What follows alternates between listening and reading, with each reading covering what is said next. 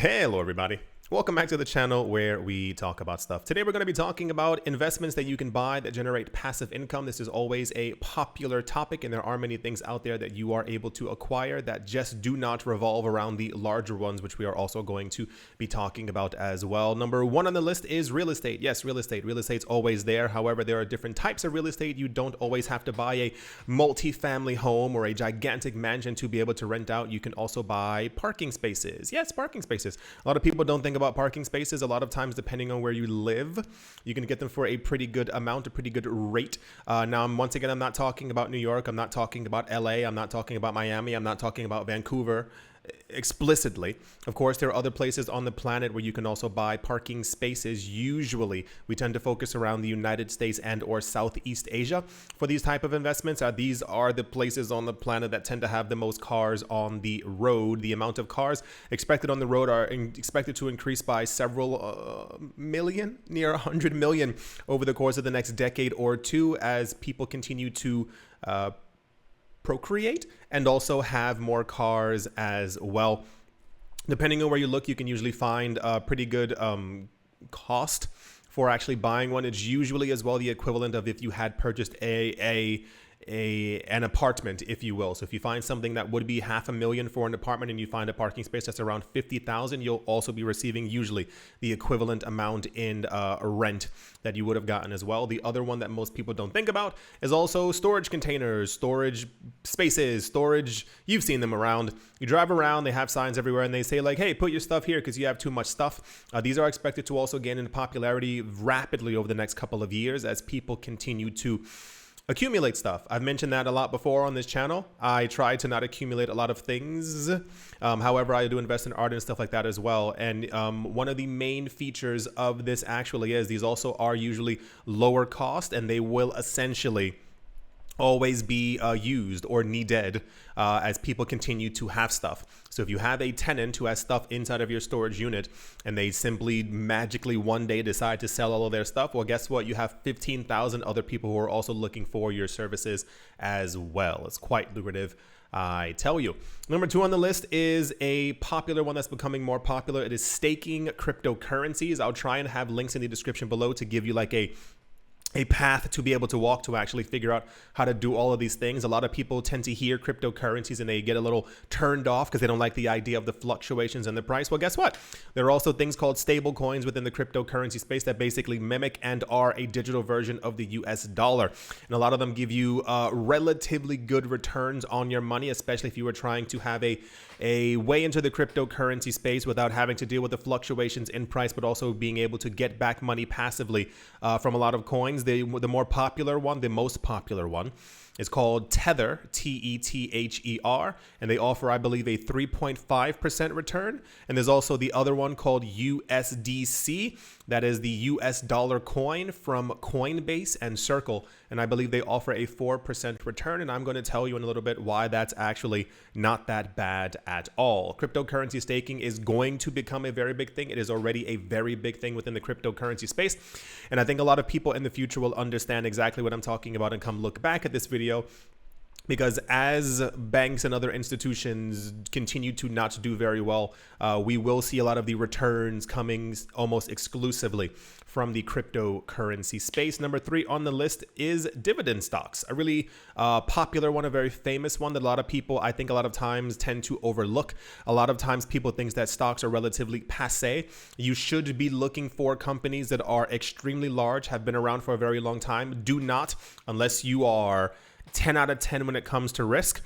Do not look for companies that have just started, have been around for 3, 4, 5, 6, 7 years. You should be looking for companies that have been around for 40 years, 50 years, 60 years. You can go into Yahoo Finance and you can actually look at how long a company has been around. You can look at the news about them.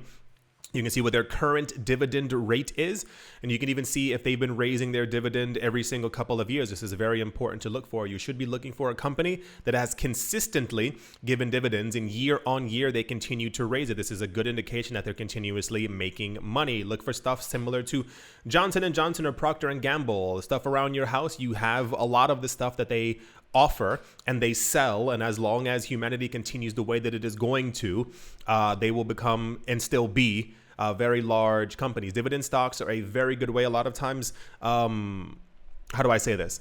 People tend to, and I've noticed that a lot of other financial YouTubers out there tend to tell people that some of the only ways to invest is like by throwing millions of dollars into the market at the exact same time. And a lot of people tend to get discouraged thinking, well, I don't have several $1 million. How am I supposed to be investing into this market?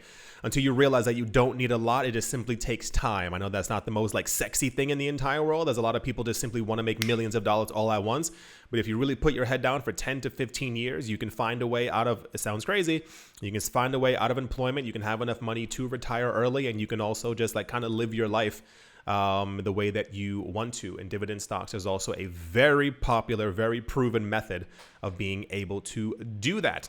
Number 4, this is going to sound completely insane, but I have a couple of friends who have also gotten into this as well, and I will explain to you why. Apple, the company, has a high yield savings account. A lot of banks right now are offering 0.5%, maybe 0.75% and or 1% return on the money that you actually have in a bank account. This is absolutely terrible. Apple is basically trying to take over the world. They already have their multi-trillion-dollar company. One of the things that they're trying to do is launch a banking service. You know how you have Apple Pay, basically allowing people to spend all of their money with them. That's the easiest way of saying it. They're basically, once again, trying to become a bank as well as a technology company. They're currently offering, I looked around, it is 4.15%. This is much higher than the 1% you would get from your bank. I think there's also like other things if you have some of their cards, like other little like perks and stuff like that, but we're looking for more for the thing that generates income from you doing absolutely nothing except for having put your money into that actual position. Another reason why I said a lot of my friends have been talking about this as well is because me and a lot of my other friends, we own real estate, we own property, we own apartments, we own flats, whatever you want to call them. And usually the normal return rate for rent is usually anywhere between 5 to 7%.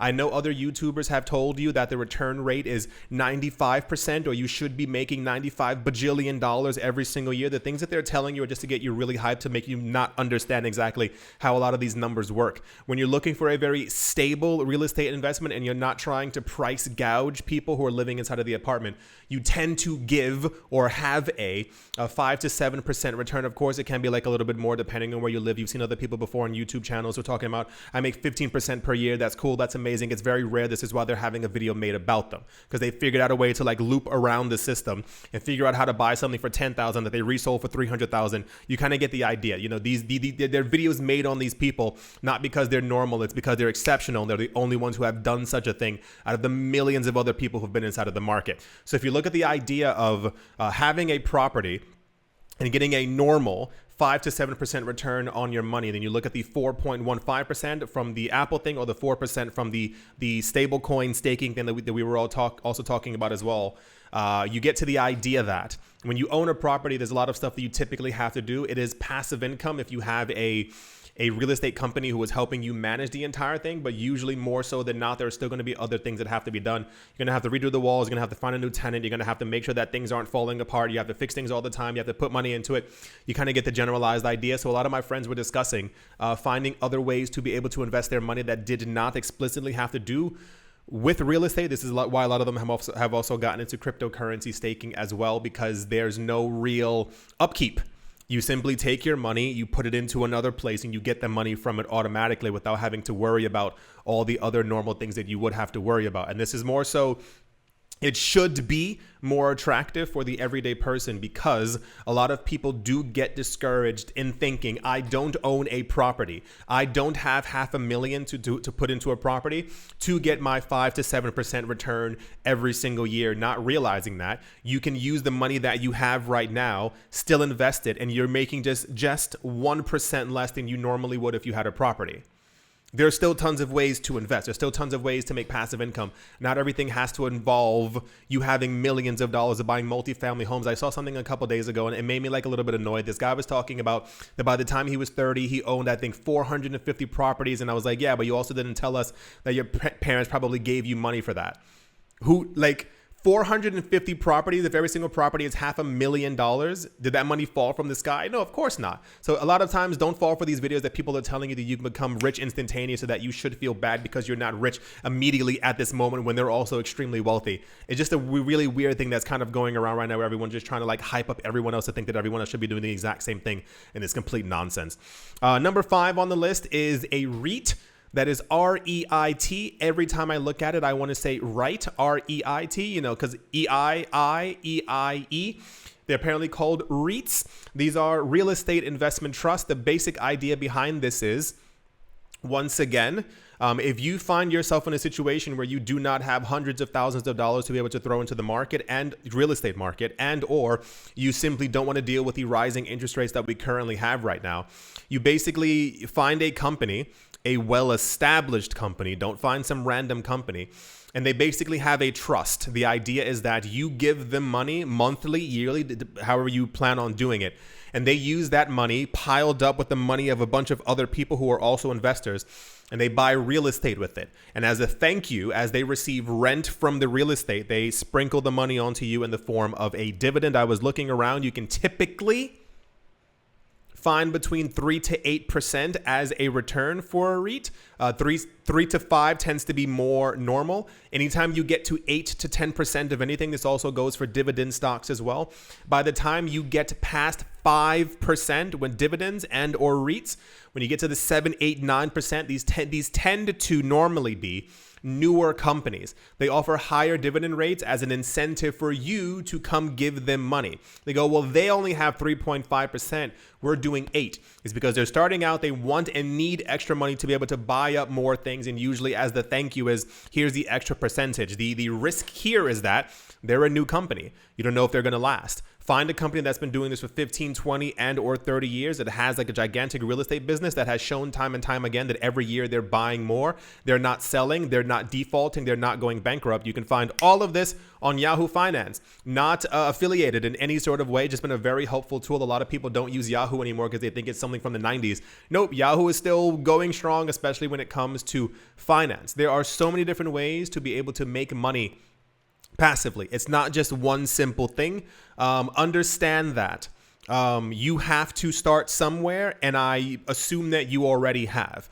Don't fall for the trap of understanding or thinking or that you need a huge amount of money to be able to get into investing. I have a lot of friends who have never invested, have not invested, because when I ask them, they're like, well, I only have 15 grand in my bank account. And I'm like, well, have you thought about putting like 2 grand of that? Because it's their savings account. Like, it's not like they need this to like live. It's their savings. I'm like, have you thought about putting 2 grand into something and seeing how the market goes? And they go, nah, I want like a lot more money so I can put it into like a multifamily home, or so that I can buy this. And I'm like, you can do it with smaller amounts. You have to start somewhere. Like, you can't just simply, my opinion, sit on the sidelines and just assume because you look at these other YouTubers.